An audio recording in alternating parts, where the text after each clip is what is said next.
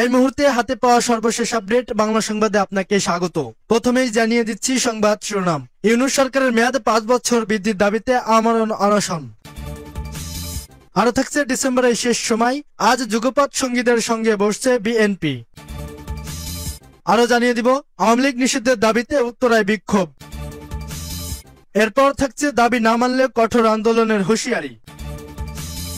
আরো থাকছে ফেসবুকে পোস্ট দিয়ে জামায়াতে যোগ দেওয়ার ঘোষণা ছাত্রদল নেতার। এবং সর্বশেষ জানিয়ে দিব জাতীয় ঐক্যমত কমিশনের সঙ্গে এনসিপির বৈঠক আজ। শুনছিলেন সংবাদ শিরোনাম, এখন বিস্তারিত। ইউনূস সরকারের মেয়াদ 5 বছর বৃদ্ধির দাবিতে আমরণ অনশন। নোবেল বিজয়ী অর্থনীতিবিদ ডক্টর মোহাম্মদ ইউনূসের নেতৃত্বে দেশে অন্তর্বর্তীকালীন সরকার গঠিত হয়েছে। ছাত্র জনতার আন্দোলনের মুখে শেখ হাসিনা সরকারের পতনের পর কার্যত 3 দিন দেশ সরকার শূন্য ছিল। গত 8 আগস্ট তিনি সহ 17 সদস্যের অন্তর্বর্তী সরকারের 14 জন শপথ নেন। পরে রাষ্ট্র সংস্কার সহ বিভিন্ন ইস্যু সামনে আসে এবং সেগুলো নিয়ে কাজও চলছে। সম্প্রতি ব্যক্তির কাছ থেকে ডক্টর ইউনূস সরকারের ন্যূনতম 5 বছর মেয়াদ বৃদ্ধির দাবি ওঠে। সামাজিক যোগাযোগ মাধ্যমেও এ নিয়ে লেখালেখি হচ্ছে। এরই ধারাবাহিকতায় শুক্রবার ঢাকা বিশ্ববিদ্যালয়ের রাজু ভাস্কর্যের সামনে মার্চ ফর ইউনূস স্যার ব্যানারের একদল যুবককে অনশন করতে দেখা যায়। সরেজমিনে দেখা যায় ডক্টর ইউনূস সরকারের মেয়াদ 5 বছর করার জন্য রাজু ভাস্কর্যের সামনে অনশন শুরু করেছেন একদল যুবক। প্রয়োজনে তারা আমরণ অনশন শুরু করবেন। তাদের মাথার উপরে আরো একটি ব্যানার দেখা যায়। সেই ব্যানারের শিরোনামে উল্লেখ রয়েছে আগে সংস্কার পরে নির্বাচন, আগে জনতা পরে ক্ষমতা। তার নিচেই লেখা রয়েছে অন্তর্বর্তীকালীন সরকারের ন্যূনতম 5 বছর মেয়াদ বৃদ্ধির জন্য প্রাথমিক অবস্থান, পরে চূড়ান্ত আমরণ অনশন। সেখানে তাদের 5টি দাবির কথা উল্লেখ করা রয়েছে। সেগুলি হলো অন্তর্বর্তীকালীন সরকারের আমলেই 24-এর গণ অভ্যুত্থানে গণহত্যাকারীদের বিচার শেষ করতে হবে, ন্যূনতম আগামী 5 বছর রাষ্ট্র সংস্কার চলবে, তারপর নির্বাচন, আগে স্থানীয় সরকার পরে জাতীয় নির্বাচন দিতে হবে, প্রশাসনের মধ্যে যেখানে ফ্যাসিস্টদের দোসর রয়েছে তাদের দ্রুত অপসারণ করতে হবে এবং যোগ্য লোক বসাতে হবে। নির্বাচনে অংশগ্রহণকারী প্রার্থীদের শিক্ষাগত যোগ্যতা ন্যূনতম স্নাতক হতে হবে। ডিসেম্বরের শেষ সময়, আজ যুগপৎ সঙ্গীদের সঙ্গে বসছে বিএনপি। আগামী জাতীয় সংসদ নির্বাচনকে সামনে রেখে অন্তর্বর্তী সরকারের সঙ্গে আলোচনার সূত্র ধরে এবার যুগপৎ আন্দোলনের সঙ্গী রাজনৈতিক দলগুলোর সঙ্গে ধারাবাহিক বৈঠক বসছে বিএনপি। আজ বিকাল 3টায় গুলশানের চেয়ারপারসনের কার্যালয়ে 12 দলীয় জোটের সঙ্গে বৈঠক করবেন বিএনপির লিয়াজো কমিটির সদস্য নজরুল ইসলাম খান। শুক্রবার সন্ধ্যায় বিএনপির মিডিয়া সেলের সদস্য শাহরুল কবির খান জানান, লিয়াজো কমিটির প্রধান নজরুল ইসলাম খান বৈঠক করবেন 12 দলীয় জোট ও এলডিপির সঙ্গে। বিকাল 3টায় 12 দলীয় জোট ও সন্ধ্যা 7টায় এলডিপির সঙ্গে আলোচনা করবেন তিনি। গত 16 এপ্রিল অন্তর্বর্তীকালীন সরকারের প্রধান উপদেষ্টা ডক্টর মোহাম্মদ ইউনূসের সঙ্গে বৈঠক করে বিএনপি। সেখানে তারা আগামী ডিসেম্বরের মধ্যে ত্রয়োদশ সংসদ নির্বাচন আয়োজন করতে দাবি জানান, কিন্তু সরকার নির্বাচনের সুনির্দিষ্ট তারিখ না জানিয়ে ডিসেম্বর থেকে জুনের মধ্যে নির্বাচন হবে বলে বিএনপিকে জানায়। সরকারের এই অবস্থান নিয়ে পাল্টা নিজেদের অসন্তুষ্টির কথা জানায় বিএনপি। আওয়ামী লীগ নিষিদ্ধের দাবিতে উত্তরায় বিক্ষোভ। ফ্যাসিস্ট আওয়ামী লীগ নিষিদ্ধের দাবিতে রাজধানীর উত্তরায় বিক্ষোভ মিছিল করেছেন প্রতিবাদী ছাত্র জনতা। শুক্রবার বিকাল 5টায় উত্তরা ঢাকা ময়মনসিংহ মহাসড়কে মিছিলে অংশ নেন জুলাই আন্দোলনের কয়েকশো শিক্ষার্থী ও স্থানীয় বিভিন্ন শ্রেণীর পেশার মানুষ। এ সময় শিক্ষার্থীরা অভিযোগ করেন, জুলাই গণহত্যাকারী দল আওয়ামী লীগকে নিষিদ্ধ এবং আওয়ামী সন্ত্রাসীদের আইনের আওতায় না আনতে পারার কারণে তারা মাথাচাড়া দিয়ে উঠেছে। উত্তরা সহ ঢাকার বিভিন্ন জায়গায় আওয়ামী লীগ সন্ত্রাসীবাদের মিছিল এর স্পষ্ট ইঙ্গিত।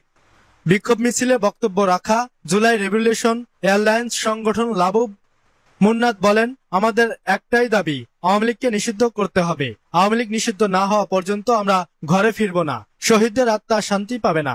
বিক্ষোভে মিছিলের তুরাগ থানা বৈষম্য বিরোধী ছাত্র আন্দোলন নেতা সরদার রিয়াদ বলেন, আজ যদি আওয়ামী লীগ সন্ত্রাসীদের বিরুদ্ধে প্রশাসন কঠোর ব্যবস্থা নিত তাহলে ওরা রাস্তায় আসার সাহস পেত না। আমরা চাই জুলাই গণহত্যায় জড়িত এসব অপরাধীদের আইনের আওতায় নিয়ে আসা হোক এবং আওয়ামী লীগকে নিষিদ্ধ ঘোষণা করা হোক। এ সময় মিছিলটি ঢাকা বিমানবন্দর সড়কের হাউস বিল্ডিং, আজমপুর, রাজলক্ষ্মী, জসিমউদ্দিন সহ উত্তরার প্রধান স্থান দক্ষিণ শেষে বিএনএস সেন্টারে এসে শেষ হয়। এদিকে আওয়ামী লীগের ওই ঝটিকা মিছিলের প্রতিবাদে রাতে ঢাকা মহানগর উত্তর 1 নং ওয়ার্ড বিএনপির সাধারণ সম্পাদক রাকিবুল ইসলাম রাকিবের নেতৃত্বে প্রতিবাদ মিছিল করতে দেখা গেছে।